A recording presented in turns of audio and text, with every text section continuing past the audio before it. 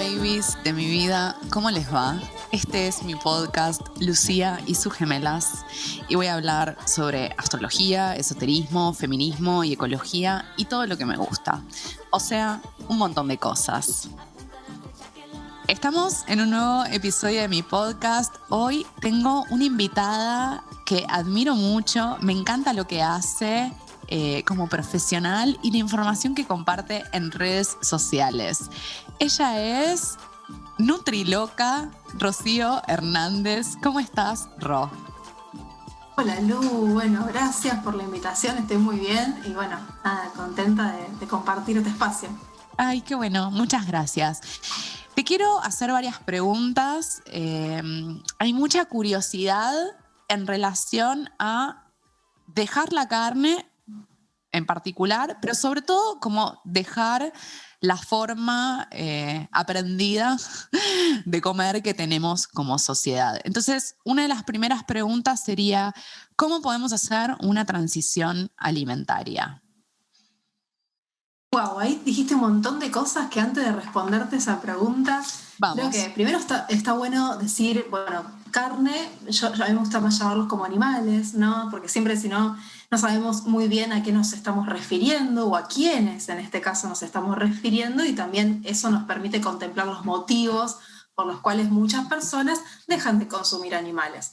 Eso por un lado, ¿no? Y por el otro lado nos tenemos que situar, somos seres profundamente socioculturales, por ende lo que comemos nos condiciona, estamos condicionados y determinados por múltiples factores que ocurren alrededor nuestro. Entonces, muchas veces tenemos como la sensación de que elegimos conscientemente lo que comemos y la realidad es que venimos un poco en una determinada, en un lugar, no sé, yo acá en Argentina se consumen determinados alimentos que a lo mejor en España no, o que a lo mejor en el medio no sé, de cualquier lugar del mundo se consumen otro tipo de alimentos. Por eso siempre hay que situar a la alimentación.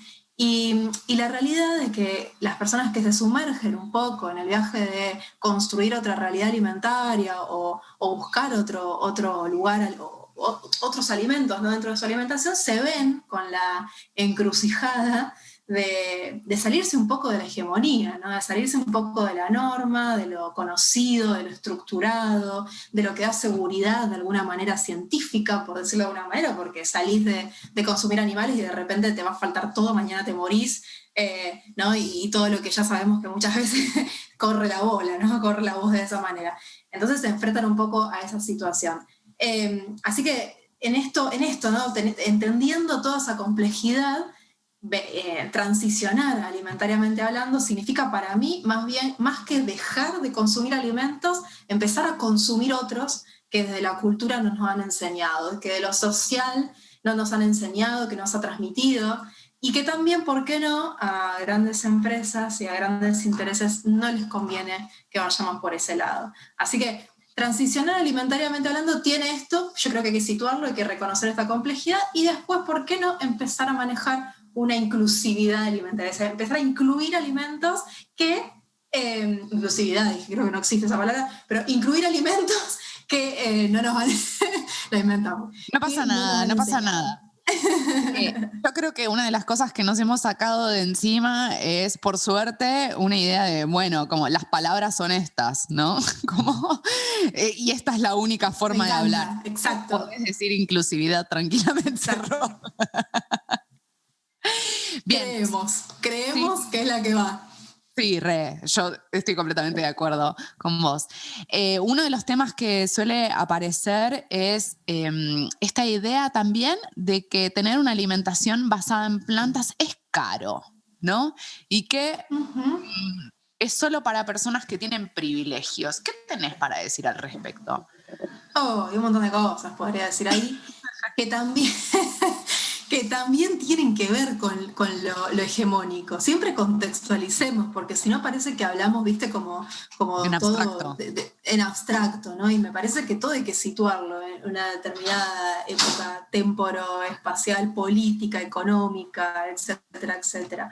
Entonces, primero ahí introdujiste una palabra, una forma nueva, digamos, la alimentación basada en plantas. ¿Qué significa, no? Alimentación basada en plantas es eso, básicamente, alimentarnos con predominantemente plantas, es decir, frutas, vegetales, legumbres, cereales, frutos secos. En algunos lugares incluyo no animales. Acá, por ejemplo, hablamos de alimentación basada en plantas al 100%, es decir, es como la parte alimentaria que elige una persona vegana, vegetariana, vegana, ¿no? Con posicionamiento político vegano. Pero más allá de eso, lo que decías acá con respecto a lo caro, si lo situamos, podemos decir que puede ser caro en el sentido de que son alimentos que quizás desde lo nacional, por ejemplo en Argentina, ¿no? Desde lo nacional no se fomenta su consumo. Entonces no hay disponibilidad, no hay mucha accesibilidad a los mismos. Tenemos números desorbitantes al respecto. Yo siempre menciono los 800 gramos de legumbres que se consumen por año por persona en Argentina, siempre lo menciono, versus los 143 litros de gaseosas azucaradas por persona por año que se consumen en el año. Entonces, la realidad es que ahí te das cuenta quién opera ahí, digamos, a quién le conviene que consumamos bebidas azucaradas de grandes marcas multinacionales, a un gran círculo de poder económico. ¿A quién le conviene que consumamos legumbre? A nadie, porque encima son fantásticas desde cualquier punto de vista, de salud, para los suelos, para la tierra, son económicas, son versátiles, tienen un montón de posibilidades. Entonces ahí es cuando nos empezamos a dar cuenta que cuando hablamos de alimentación no hablamos únicamente de, no sé, de gustos y preferencias y nada más. Hablamos de un paquete económico también. Entonces, sin duda, hay ciertos alimentos ¿no? Que podemos decir que son re baratos y que la realidad, pero también va a depender de la disponibilidad, accesibilidad que tengas. Y también, en una alimentación basada en plantas, y más ahora con el marketing que hay con respecto a ciertos productos, si elegimos ciertos productos que obviamente que están situados dentro de lo que es los productos alimentarios veganos, ¿no? Que se sitúan, que son los quesos, los dulces de leche y todo esto que viene como a darle un poco de similitud con la alimentación tradicional, obvio que son caros, ¿no? También va a depender mucho del tipo de alimentación que decidamos, si es una alimentación estacional, de temporada, de cercanía, al por mayor, cooperativa, que puedas comprar junto con otra. O sea, hay formas de desarrollar la alimentación que no nos enseñaron, así que si nos están escuchando y dicen, ¿qué miércoles todo esto? Y probablemente no sepamos todo esto, porque no es algo que se transmita, no conviene. En parte, exactamente. ¿no? Pensaba varias cosas. Una, que de repente se ponen de moda determinados productos, ¿no? Estos llamados superalimentos que tal vez no se producen cerca del lugar donde vivís y entonces ese producto tiene que atravesar el mundo para llegar hasta tu plato de comida y que además genera como una suerte de consumo excesivo de ese producto con la consiguiente depredación. Porque en este mundo todo funciona de ese modo, ¿no? Con una lógica destructiva, extractivista horrorosa. Exacto, tiene que ver, por eso también es re interesante poder vincularse con la gran pregunta de, ¿de dónde viene lo que estoy comiendo? ¿De dónde es? ¿Es una banana que viene de Ecuador? ¿De dónde es? ¿No? Y me parece que eso te va conectando un poco, más allá de las frutas y vegetales, te va conectando un poco con esta gran pregunta de a quiénes nos comemos y poder entender un poco que va más allá de intereses nutricionales únicamente la alimentación. De hecho, a las grandes industrias lo último que le importa es tu nutrición. Hay alimentos que son comestibles, que están diseñados para vender, están diseñados para nutrirte. Por completo. Ayer veía una noticia que creo que publicó Boicot en Instagram, no sé si la viste, de este señor del instituto de... Ah, ¿la publicaste? Sí. ¿Querés contar un poco de esta noticia y lo que decía este hombre? Mira, no me acuerdo, no, la verdad es que este tipo, leí el título y leí que estaban preocupados y esto les preocupaba el público vegano y que es un público que... El movimiento vegano, que era... no me acuerdo cómo lo utilizó con sus palabras, en el sentido de que, bueno, iban a hacer un poquito más de presión con la industria, ¿no? Cárnica para poder presionar un poco todo esto. No leí, yo últimamente esas noticias, como leo los títulos, leo un poco más y digo, bueno, ya está. Lo bueno que decía, como lo pusieron en un titular diciendo, che, algo está pasando, ¿no? Como, Claro. ¿no? Algo nos está preocupando. Es el presidente del Instituto de Promoción de Carne Vacuna Argentina, que dice que está preocupado por el movimiento vegano y que como medida de gobierno deberíamos fomentar la promoción interna de la carne vacuna. O sea, básicamente lo que está diciendo es eso. Ya, digamos, me parece interesante preguntarnos por qué hay que fomentar esto y por qué no se destinan esos recursos, por ejemplo, no sé, para dar pedazos de tierra a los campesinos, ¿no? Para producir alimentos sanos, ¿no? Esa podría ser también una pregunta. Sí, esa, y creo que la respuesta a todo esto tiene que ver con los intereses económicos que muchas veces desconocemos profundamente los negociados que hay detrás de los alimentos. La persona que come, que trabaja, que tiene el privilegio inclusive de trabajar y que llega a su casa cansado, y no quiero pensar en qué comer, no me importa si están negociando, no están negociando, ¿no?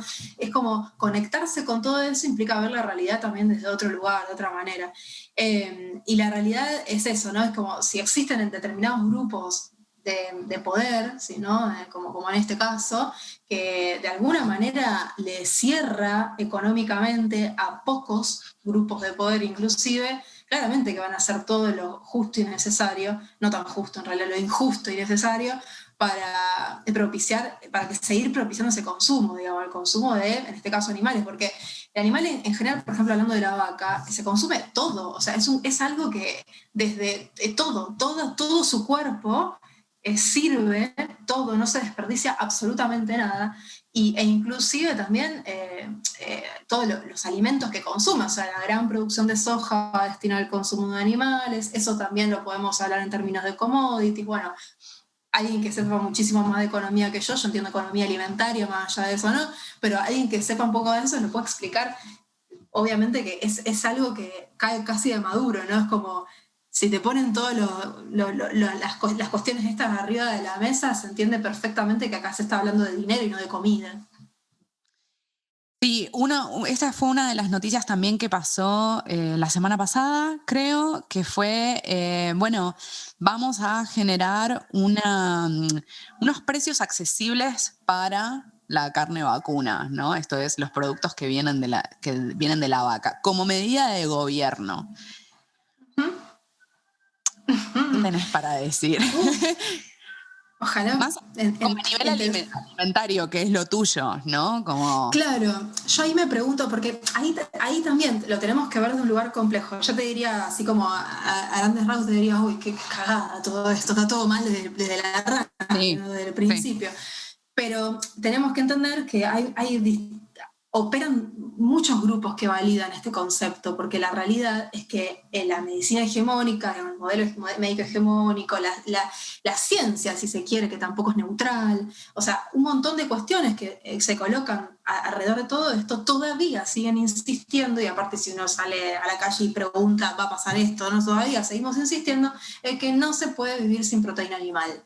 Y no se puede vivir sin esa carne, no existen personas que no se puedan alimentar con animales. Y la realidad es que encima esas proteínas animales acceden inclusive a muy poca gente. O sea, la realidad también está en eso, ¿no? Que seguimos alimentando, seguimos con la gran paradoja de nutrición en la actualidad, con billones de animales que están siendo producción de alimentos, billones y billones de animales, seguimos con esta gran paradoja de que la mitad del mundo se está muriendo de hambre, realmente no está accediendo a las calorías básicas para poder subsistir, y la otra mitad está comiendo mierda ultraprocesada, producto del mismo sistema agroalimentario.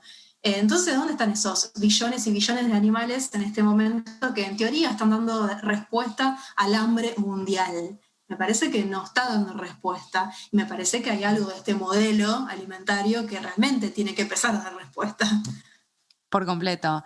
¿Y qué hay de los lácteos, Ro? Porque esa es otra también, ¿no? Tenés que consumir lácteos porque la osteoporosis y el calcio y el no sé qué. Es increíble porque es también, ¿no? Conocimiento internalizado, lo tenemos súper internalizado, por eso muchas veces no solamente hay que ir en contra del sistema, sino en contra de aquellas internalizaciones que tenemos del sistema, que son muy profundas y están muy enquistadas muchas veces, y no dudamos. Vos viste que hablamos de calcio y cualquier persona diría lácteos, es como calcio, lácteos, no dudamos de ese alimento fuente maravilloso que existe y que existe hace muchísimos años en la humanidad.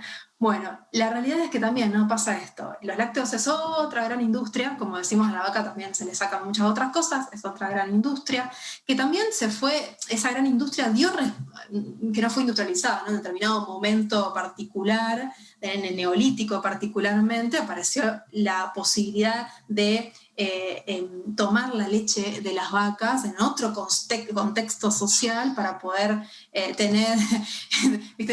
Es re loco pensar en cómo fue el momento que alguien le chupó la teta a una vaca, pero bueno, la realidad es que sucedió, claro, ¿viste? Es como, si vos te imaginas eso es como bastante particular, ¿no? Pero bueno, la realidad es que nutricionalmente para un determinado momento se ve que sirvió de alguna manera. El tema es que en la sociedad tradicional seguir fomentando el uso de lácteos, que encima no es la leche, ahora tenemos el yogurcito diseñado con 8 kilos de azúcar, con unos cereales arriba que no son cereales y tienen 8 kilos de azúcar también.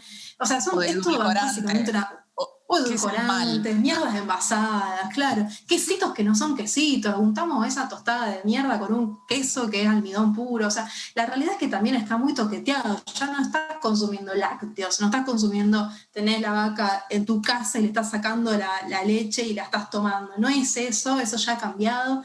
En todos estos años se ha industrializado profundamente y se ha metido también en nuestra propia culturalidad, ¿no? Acá, ahora, vamos para otros sectores del mundo y muchos sectores del mundo no toman lácteos y consiguen calcio desde otro lugar, en otro tipo de alimentos que sabemos ya en la actualidad, al 2021, y es increíble que todavía lo tengamos que seguir repitiendo, que el calcio no está solamente en la leche, no está solamente en los lácteos y que lo podemos conseguir de otros alimentos de origen vegetal que son más sostenibles, más sustentables y que no le tomamos la teta a la vaca, que la leche para su ternero, básicamente, no para nosotros. La leche es para los terneros, no es para los seres humanos. Y es ese cruce entre especies loquísimo, innecesario además, basado en la tortura. Claro, innecesarias en la urbanidad que estás vos, en la urbanidad en la que estoy yo, en un espacio que podemos elegir otro tipo de alimentos. O sea, innecesario desde ese lugar profundamente, Remil, coincidimos. Ahora estás en otro lugar, en otro espacio, bueno, se evalúa, pero la mayor parte de la población que consume grandes volúmenes de lácteos ultraprocesados, no son los urbanos, ¿no? Son las personas que pueden elegir otro tipo de alimento, pero tenemos muy enquistados la leche y a tomar la leche. A tomar la leche creo que es el gran eslogan que nos perjudió en mucho tiempo. No podemos ver no podemos ver otra forma, otro desayuno u otra merienda, inclusive, sin el concepto, estoy tomando la leche, o a tomar la leche, eso es como, creo que lo recordamos así como un montón. Sí, lo tenemos tatuado. Sí. A mí hay algo que me gusta, que vos decís habitualmente en redes sociales, que, bueno, como que el plato de comida es político y por ende el paladar también necesita ser deconstruido, ¿no? Exacto. Y cuando decimos es político, hay que llenarlo de contenido. Yo muchas veces veo que se dice habitualmente y que queda muy lindo, ¿sí? Que todo es político, no es cierto. Es tal cual, todas las decisiones son políticas. Y el comer también lo es, obviamente, porque está lleno de contenido, con esta complejidad que te decía antes. Y que también, al ser político, cuando uno habla que algo es político, es porque nos permite, por un lado, colectivizar al plato, ¿no? No entenderlo únicamente como una decisión individual, sino que es colectiva y que abarca a muchas personas, a territorios, a historia, a economías, y que confluye también en una gran acción que es la toma de decisiones. Y la toma de decisiones no solamente es individual, sino también que es colectiva. Por eso entender el plato como un acto político es entenderme dentro de la toma de decisiones de ese comer. Y si estoy en una culturalidad muy particular que no me han educado que me gustan determinados alimentos, ¿por qué no de construir como acto político ese paladar para empezar a construir a que te gusten otro tipo de alimentos, más aún si esos alimentos son compatibles con actos justos, ¿no? Con justicia social, con justicia ambiental, con justicia animal, etcétera, etcétera. Bien, me encanta lo que estás diciendo. ¿Qué pensás de aquellas personas que dicen, bueno, esto es muy radical, es muy exagerado, o guarda porque cuando tenés una alimentación de ese tipo te volvés una maniática o estás cerca de un trastorno de alimentación de ortorexia? Ahí hay dos cosas. Por un lado, viste que los movimientos radicales están en todos los movimientos, ¿no? La radicalidad existe. Yo creo que es importante que exista la radicalidad porque es el lugar que tira, ¿viste? Como que tira y a veces uno encuentra un medio, a veces va, viene, pero la radicalidad, viste que, bueno, vos sabrás mejor que yo de todo esto, digamos, pero en política la radicalidad muchas veces funciona como para mostrar un lugar. Acá hay un lugar particular que define las cosas de determinada manera. Entonces, pero lo usamos de manera peyorativa, ¿viste? Lo usamos como algo que, como un insulto, como sos radical, sos re extremista, sos... No, mira, estoy construyendo una identidad alimentaria, que lo estoy llenando de contenido, de política. Me gustaría que vos hagas lo mismo con tu alimentación, a ver si podés. O sea, esa es mi gran pregunta. O sea, yo seré radical. ¿Y vos qué sos? ¿Dónde estás, digamos? ¿Dónde estás parado dentro? ¿Dónde te está parando dentro de esta gran ruleta alimentaria? Porque sos un actor importante, una actriz importante dentro de todo esto. Eso hay que saberse situado.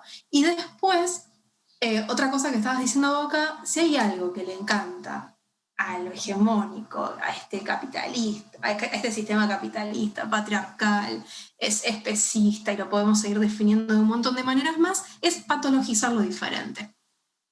Hay que ponerle un nombre, hay que patologizarlo, hay que enfermarlo, digamos, ponerlo dentro, bueno, nada, comés distinto, sos ortoréxica. Vamos a definirlo. Vamos a generar un marco teórico de definición de ortorexia. Ojo que entiendo trastornos alimentarios, o sea, no quiero, y acá como voy a hacer ahí como un disclaimer, entiendo de trastornos alimentarios, de hecho laburo mucho en equipo al respecto, pero la realidad es que elegir un patrón alimentario vegano vegetariano no significa tener un trastorno alimentario, un trastorno de la conducta alimentaria, como no elegirlo no significa no tenerlo. Eso también, como ahora tenemos que entender trastornos de la conducta alimentaria en este mundo que nos presenta un solo modelo hegemónico de belleza, creo que es difícil no tenerlo, te digo. O sea, la realidad es que hacemos muchas cosas para pertenecer a un determinado cuerpo. Entonces, también es colectiva la problemática, no es por culpa del veganismo, por favor. No, claramente.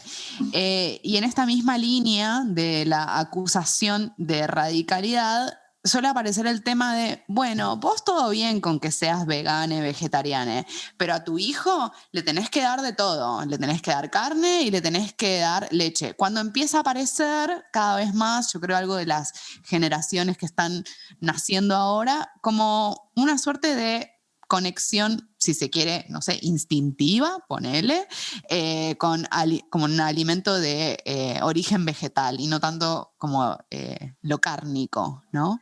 Uh-huh.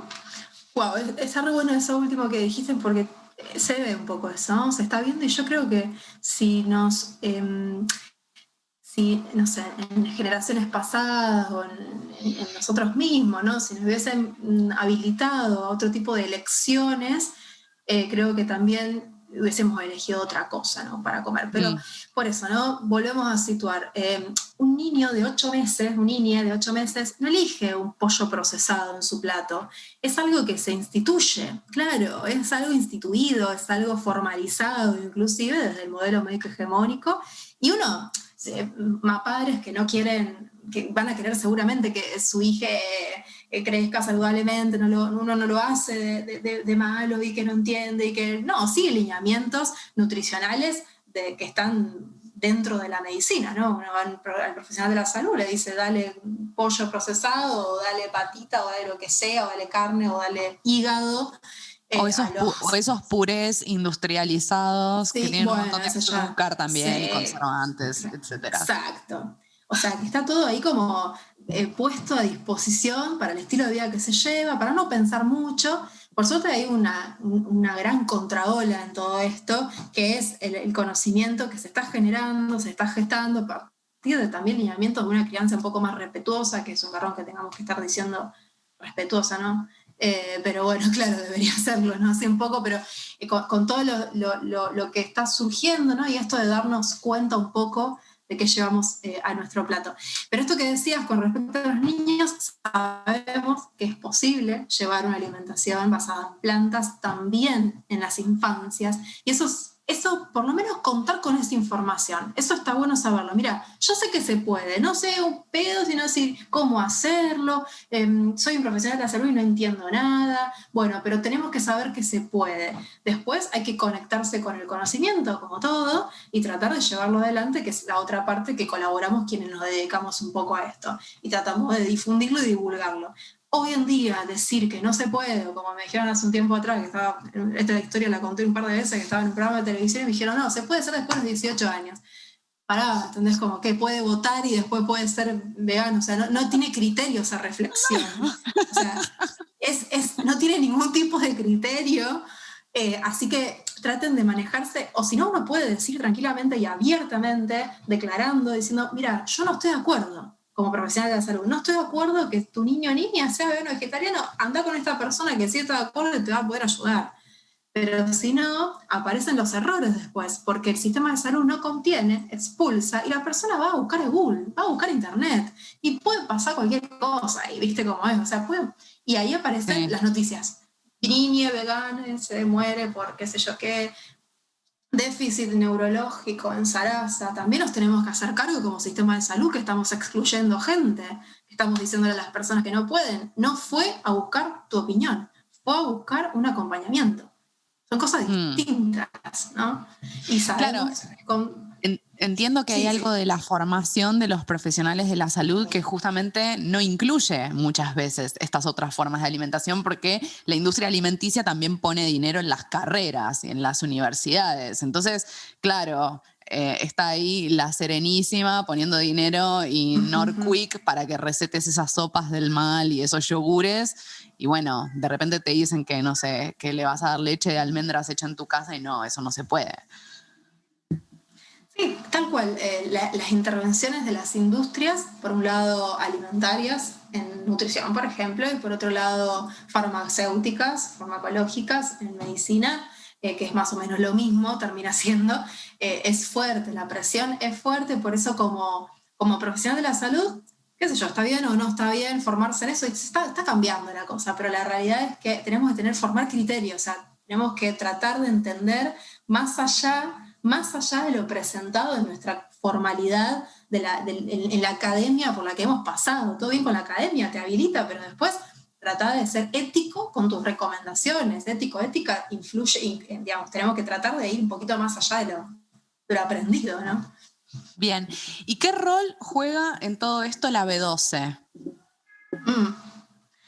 Bueno, la B12, que es pregunta obligada, que uno ya dice, ay, basta. Otra vez me van a preguntar de la B12. Pero bueno, se nota que hay que decirla todas las veces que sea necesaria. Viste que a veces en estas cosas es armarse de mucha paciencia y repetir. Un montón, y repetir, y el speech. Y el speech armado, ¿viste? Y está bueno porque a veces surgen determinados cuestionamientos que se van avanzando. Es como que a lo largo de estos 10 años que yo hago clínica van surgiendo otro tipo de cuestionamientos, ¿viste? Al respecto. Pero bueno, ahora ya sabe, por lo menos sabemos que existe, ¿viste? Es como ahora todo el mundo habla de B12, no sabe un pedo de qué era B12, no entiende nada, pero sabemos que le falta al vegano. Es como, y probablemente si vivís... Porque el vegano está mal. Sí, si vivís en Argentina y con este sistema de producción de alimentos, probablemente no solo B12, sino que te falten otras cosas por más que consumes animales. O sea, la realidad es que la vitamina B12 está producida por unas bacterias que se encuentran en la tierra. La realidad también es que la vaquita ya no pastorea más, muchas vitaminas, muchos minerales, más allá de antibióticos y un montón de otras cosas más, se les inyecta o la consumen o en vía oral o como sea, dentro de la producción agroindustrial, la producción, perdón, ganadera de animales, las megafactorías, digamos. Entonces, quien consume animales va a consumir de manera indirecta algún tipo de suplementación, más allá de la B12. O sea, indirecta porque el animal consumió una vitamina B12 en este caso, u otro tipo de vitaminas.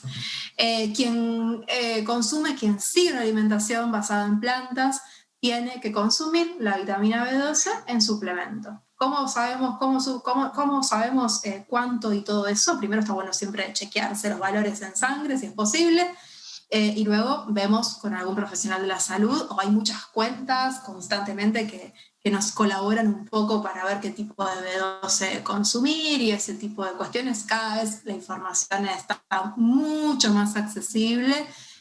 La vitamina B12 es gastar, son $6 anuales, entre 6 o 7 dólares anuales de lo que gastamos en vitamina B12, son 600, 700 pesos anuales de vitamina B12, o sea que no podemos decir tampoco que sea algo caro, como tampoco podemos decir que no es algo natural.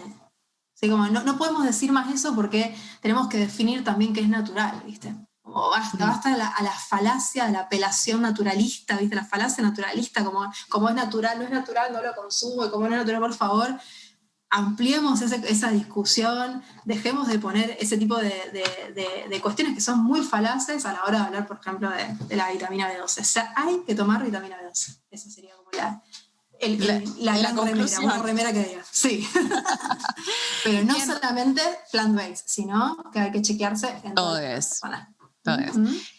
Y como para ir cerrando, ¿crees que en el 2020 hubo un mayor interés en este tipo de alimentación que otros años? Como si algo del encierro hubiera llevado a la gente a hacerse preguntas sobre lo que comemos. Yo quiero creer que sí. Viste que las redes tienen como un algoritmo muy particular que te conecta, parece como uno abre sus redes y parece que todo el mundo es vegano, ¿viste? Que nadie come ultraprocesado y que todo el mundo está re bien, y hace actividad física y todo lo que uno sigue. Bueno, no es así, la vida real es otra cosa, pero sí sucedió, yo lo he visto más que nada en el aumento del consumo de consultas, más que nada del consumo de consultas o de preocupación, el crecimiento de cuentas que hablan de estas temáticas, o inclusive medios masivos de comunicación que saltan con la temática, que estuvieron hablando de las pandemias, que también la cantidad de actores dando vueltas alrededor de la temática pandemia, hizo que desde biólogos hasta filósofos y filósofas, hasta un montón de profesionales y muchos académicos hablen del tema y se entrecruza con la producción animal, sin duda. Y eso, quien lee, quien genera alguna lectura crítica, lo coloca un poco en el plato, lo puede bajar un poco al plato, decir, che, me parece que estoy contribuyendo o no con esto que está pasando, a ver qué estoy financiando y cómo puedo hacer para cambiar mis hábitos de consumo. Yo creo que eso sucedió en distintos niveles, con muchas individualidades, pero hay una pregunta que anda dando vueltas con respecto al, che, ¿qué estoy comiendo? ¿Qué estoy metiendo? Y el encierro, más la vinculación con la pandemia, más todo esto, creo que hizo como un terreno fértil, digamos, para esto. Sí. Bien. ¿Y 2021, cuál pensás que es como el desafío de este año en todo lo que tiene que ver con la cuestión alimentaria? Ay, vos sabés que lo estoy definiendo eso. No tengo... viste, todavía lo estoy... me está sonando raro el año todavía. Hay no sé... ¿no? Sí, como que algo medio de continuidad del 2020, ¿no? Como aparece ese chiste de tipo, bueno, es el 480 de diciembre del 2020. Exacto, eso, exacto, tal cual. Hay como me da esa sensación también.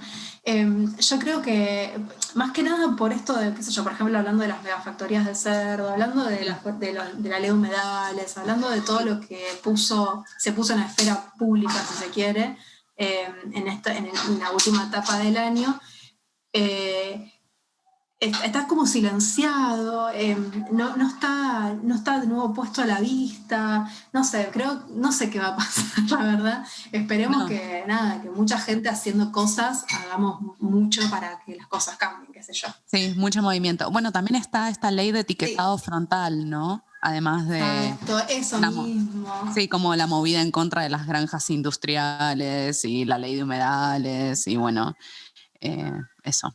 Pero es como todo, ¿no? Mientras más, decirlo de alguna manera, que creo que es como la historia de mi vida hasta un poco, ¿no? Mientras más luz hay, es como más oscuridad, y es como, sí. es difícil esa sensación que a mí particularmente me genera, que mientras más ruidos hay, por un lado, ¿no? Que va, milita, fuego, adelante, más te encontrás del otro lado y más presiones y más miedos obviamente te dan y qué sé yo.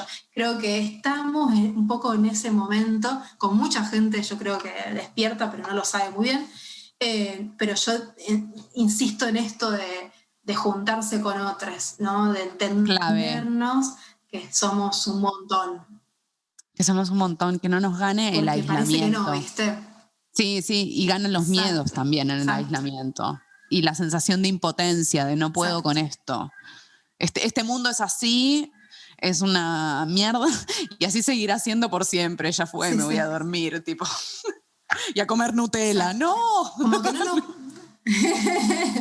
Exacto. Es como no nos podemos dar ese lujo. Realmente me parece que el lujo en el sentido de la no búsqueda, de la no lucha, del no despertarse por algún motivo que involucre tus necesidades, obviamente, individuales y que tenés que satisfacer, pero también entender que lo que haces puede repercutir seriamente en los demás, en los demás. Creo que entenderse siempre de esa manera, a mí particularmente me alivia malestares individuales. Sí. Es como si, tengo este problema. Digo, no, esto no es un problema, o sea, no, claro, podemos resolver, se resuelve de tal manera, listo, bueno. Y fíjate lo que está pasando, o pensar en los animales. En los demás animales creo que a mí me recircula mucho eso, ¿no? Constantemente esa energía me recircula un montón. Y ahora no, vamos, ¿no? Vamos porque acá hay cosas que no están visibilizadas y tenemos que procurar hacerlo. Por completo, muy, muy de acuerdo con esa perspectiva. Bueno, muchísimas gracias por esta charla, Ro. Un placer, gracias a vos. Súper interesante. Amo la articulación que haces entre la mirada social, política y el alimento. Fan de eso. Así que gracias. Escríbense. Estamos escribiendo mucho al respecto, así que vamos a ver. Sí. Bien. Bueno, gracias. Gracias por... Ro, lo último, si alguien quisiera tomar una consulta con vos, yo creo que tenés la agenda llenísima, pero tal vez alguien de tu equipo o algo así, o colegas que puedas recomendar. Sí, me pueden escribir a nutrilocaoficial@gmail.com. Por ahora esa es la vía, y probablemente derivo, sí, cuando son casos muy particulares quizás van conmigo, obviamente familia, niños, embarazo, lactancia, que son cuestiones que requieren de una perspectiva distinta y con mayor técnica, obviamente que a eso voy, y si no, tengo equipito para derivar, mi equipaje. Bien, hermoso. Y en redes estás como Nutriloca. @Nutriloca. Hermoso. Bueno, muchísimas gracias. Gracias a vos, Lu. Bueno, hemos llegado al final. Gracias por estar ahí y por compartir este podcast con tu gente querida. Quiero contarte que el trabajo de edición de este podcast está a cargo de mi querido amigo Alejo Lafogianis y la cortina musical es del tema Portales de Calima. Un abrazo muy grande. Les quiero infinitamente.